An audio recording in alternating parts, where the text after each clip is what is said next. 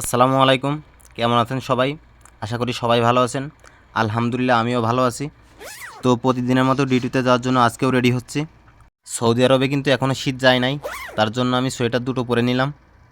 আর আমি যেহেতু রাইডারের কাজ করি সেহেতু বাতাসের সম্মুখীন হতে হয়। আর সাথে সাথে সেফটি তো পড়তে হবে, তা না হলে পুলিশে দেখলেও সমস্যা।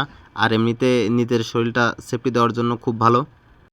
তারপর মানিব্যাগটা পকেটে নিলাম, মোটর সাইকেলের চাবিটা নিলাম। আমার হাতে যেটা দেখছেন এটা হচ্ছে পাওয়ার ব্যাংক, কারণ মোবাইলে চার্জ শেষ হয়ে গেলে পাওয়ার ব্যাংক দিয়ে আবার মোবাইলে চার্জ দিতে হবে। কারণ 8 ঘন্টা ডিউটি করাই লাগবে। 8 ঘন্টার কম যদি ডিউটি হয় তাহলে কপিল আবার টাকা কেটে নেয়। পরে মোবাইলটা পকেটে রেখে পানি খেয়ে নিচ্ছি। পানি খাওয়া শেষ করে বোতলটা রেখে ইয়ারফোনটা ভালো করে কানে দিয়ে নিলাম, যেন অর্ডার আসলে আমি শব্দটা শুনতে পাই। তারপর হেলমেটটা পরে নিচ্ছি। এখন ডিউটিতে যাওয়ার জন্য বের হচ্ছি।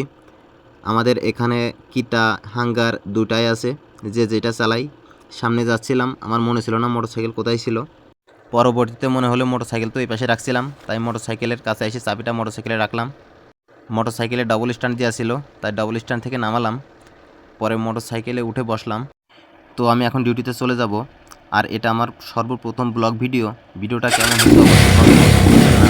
তো পরবর্তী ভিডিওতে দেখা হবে আবার ইনশাআল্লাহ।